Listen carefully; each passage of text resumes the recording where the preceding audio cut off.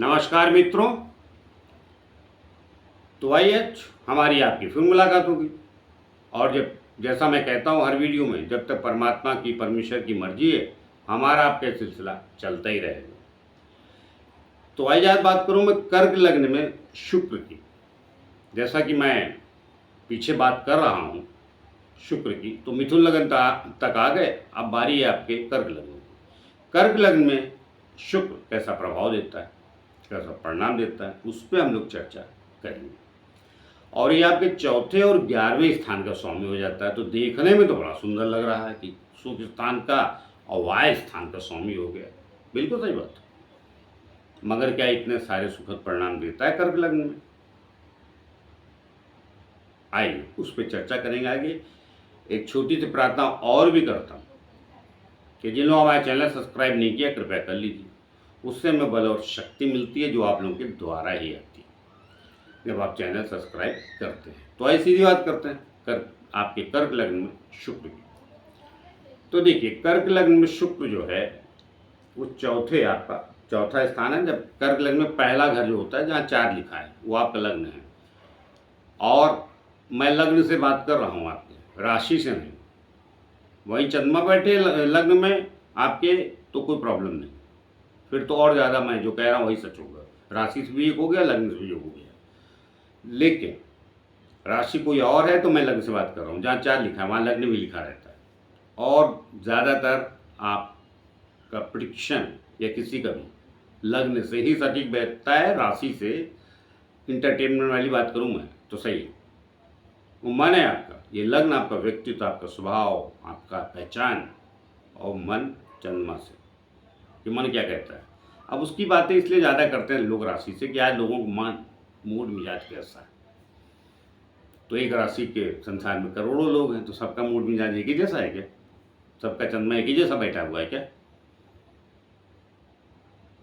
राशि तो एक चुन ली, चलो कर्क राशि चुन ली, फिर वृश्चिक चुन ली, तुला चुन ली, मेष चुन ली।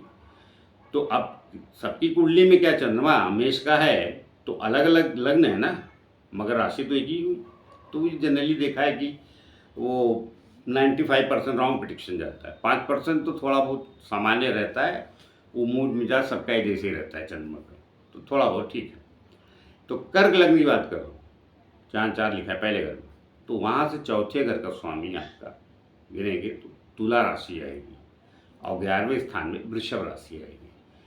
तो ये आपके लग्न में मिले जुले परिणाम देता है। चौथे घर का तो अच्छा परिणाम देता, मगर 11वें घर का दुख भी देता है क्योंकि छठे से चटा है, कई बार बीमार भी करता है। तो कब करेगा? अब कहाँ बैठा है? छठे 8 में गया तो बड़ी समस्या है। 12वें गया तो नहीं, 12वें में ये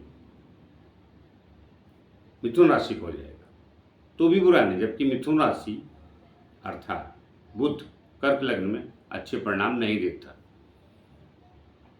बिल्कुल नहीं देता। कर्क लग्न में बुध बिल्कुल अच्छे फल नहीं देता है। इसको आप गांठ बांध के रख लीजिए। 2 गलत स्थान का स्वामी कहीं भी बैठा हो फल इसके खराब ही रहेंगे, क्योंकि ये 12वें और तीसरे स्थान का स्वामी हो जाता है। तो कौन? बुध। तो बुध अच्छे फल नहीं देता है। तो अब बात तो मैं बुद्धि की नहीं कर रहा, लेकिन उसको जोड़ के चलना पड़ेगा ना। कर्क लग्न में कोई भी लग्न, बुध और शुक्र अगल बगल ही चलते हैं आसपास, लेकिन शुक्र अच्छे फल देता है ज़्यादातर, खराब भी देता है तो जरा कम देता है। लग्न का मित्र नहीं, मगर जिम्मेदारी इसको अच्छी मिली। पट्टी अलग खाती है, शुक्र कई बार खाती भी, क्योंकि शुक्र स्त्री कारक है, चंद्रमा भी स्त्री कारक है। मन बड़ा पाजी है और शुक्र भी। मन भटकाने में 2 प्लैनेट ज़्यादा काम करते हैं, एक चंद्रमा 80% और शुक्र 20% साथी हो जाता है। तो उस हिसाब से तो अच्छे हैं, लेकिन भटकाओ कहाँ? उसको भटकाओ नाम दिया है ना, सही मार्ग पे ले जा रहे हैं ऐसा तो नहीं दिया ना।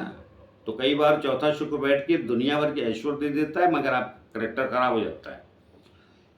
11वां शुक्र भी बैठ के आय देगा, मगर थोड़ी बीमारी भी देगा।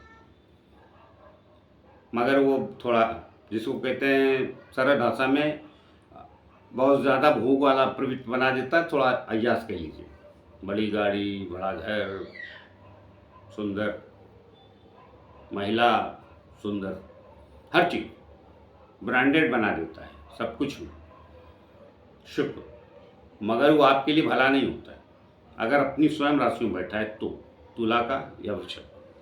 बाकी जगह बैठा है तो ऐसा कुछ नहीं, सब नॉर्मल रहता है फिर, क्योंकि फिर आपके लगने के हिसाब से फल देगा। और कर्क लगने के लोग थोड़े भावुक होते हैं, ये दिखाते नहीं कि भावुक अंदर से होते हैं, बाहर से सासी दिखाते हैं, क्योंकि इनका मंगल बहुत बढ़िया फल देता है। वो भी केंद्र त्रिकोण का स्वामी हो जाता है कर्म स्थान का और पंचम भाव का। वृश्चिक राशि पंचम भाव में आएगी और दसम स्थान पे मेष राशि आएगी। तो आपकी सरलता के लिए बता रहा हूँ कि गिन सकते हैं, तो इसलिए थोड़े बलवान होते हैं। कई बार मंगल कहाँ बैठा है, किधर बैठा है, तो वो भी शक्ति रहती है, मगर भावुक भी होते हैं। और जब भावुकता में ज़्यादा ही चले जाते हैं तो फिर कई बार परेशानी आती है। परेशानी ये आती है, भावुकता रहे लेकिन राहु केतु से अगर चंद्रमा डिस्टर्ब हो गया आपका लग्न का मालिक, और उसमें फिर शुक्र भी सहायक हो जाता है, फिर राहु भी पूरी तरह साथ देता है, तो भावुकता फिर आपको ले डूबती है, समस्याओं से घेर देती है। तो भावुक होने के पहले मंगल सोचिए, स्थिर रहिए। चंद्रमा तो मन मर्जी का कारण, भावुकता के भी कारण। वो क्या है कि आपको फंसा के परेशानी में डालता है। मन ये कह रहा, बुद्धि कुछ और कह रही, आत्मा कुछ और कह रही, लेकिन विवेक कुछ और कह रहा है कि मन ये कर रहा है। तो उसमें सहायक होंगे राहु, जिनका राहु के साथ उनको विशेष सलाह दे रहा हूँ। तो क्या करता है, फिर वो गलत दिशा में ले जाता है। भावुकता ज़्यादा पाल ली, प्रेम हो गया किसी से, नहीं मिली, तो पता चला आदमी बहुत ज़्यादा शराबी पीने लगा, राहु की दृष्टि में है तो, या साथ में, और शुक्र उसमें सहयोग करने लगता। फिर उस शुक्र को मिलता जुलता कुछ नहीं, लेकिन वो ऐश्वर्यशाली है ना, तो वहाँ भी वो ब्रांडेड मामला हो जाता है। और राहु है तो कई बार ब्रांडेड शुरू में चलेगा, बाद में सस्ते में भी जाता है, तो उसका ध्यान रखें, भावुकता गलत दिशा में आपको ना ले जाए। और ये तभी होगा जब राहु से दृष्ट होगा, या मतलब साथ में रहे, जो भी राहु की संगति पाएगा तो खराब है आपका लग्न का मालिक। मंगल की संगति पाएगा, बलवान बनाएगा, राजयोग देता है, शुक्र भी देता है, दोनों शुभ ग्रह हैं, चंद्रमा और शुक्र, तो दोनों राजयोग देने के योग हैं। लग्न का मालिक है आपको, तो इनकी युक्ति भी बहुत बढ़िया होती है, इनकी दृष्टि भी बहुत बढ़िया होती है शुक्र की। तो जनरली शुक्र आपके लग्न में अच्छे परिणाम देता है। बस हमने जो कहा ना, कुछ ग्रहों दृष्ट ना हो, शुक्र राहु के साथ ना हो विशेष रूप से। अब शनि के साथ हो जाएगा आपका लग्न का मालिक चंद्रमा या शुक्र, तो फिर इन चीज़ों को प्राप्त करने में वो बहुत विलम्ब कराने लगता है। तमन्ना बहुत, इच्छा बहुत है, मगर मिल ही नहीं रहा तो वो परेशानी देता है। अब मिला भी तो थोड़ा काफ़ी आयु होगी, तो फिर उस आयु में मिलता है, अपनी चीज़ें पूरी करता है आदमी, लेकिन फिर वो एक अंदर घुटन भी रहती है, अरे क्या मिला, 50 में मिला तो क्या मिला, वो मन में पीड़ा रहती है शनि से।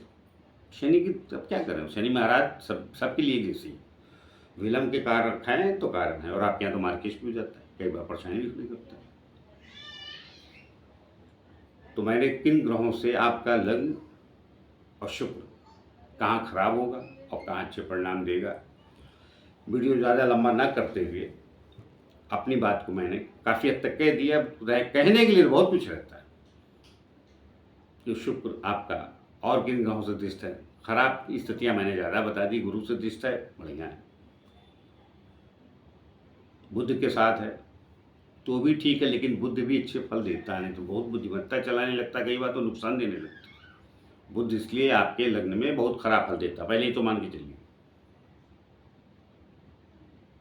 चतुराई आपने की नहीं कि मारे गया, तो ना करें, अति भावुकता में भी ना पड़े, मतलब जीवन को ट्रैक की तरफ ले चले तो ज़्यादा सुखी रहेगा। और सुख मैंने कहा कि खराब फल नहीं देता जनरली, जब ये सब स्थितियाँ होती तो उसको खराब भी कह लिए, फिर तो शुक्र नहीं दिया है, बाकी ग्रहों की संगति पा लिया इसलिए दिया। अगर उस संगति को नकार देंगे, थोड़ा सावधान सामान्य जीवन जिएंगे, अर्थात मर्यादा में जिएंगे, तो फिर शुक्र बहुत अच्छे फल देता है, आपके सब चीज़ों को पूरा करता है, मतलब आपके शौक को, आपके ऐशो आराम को देता है।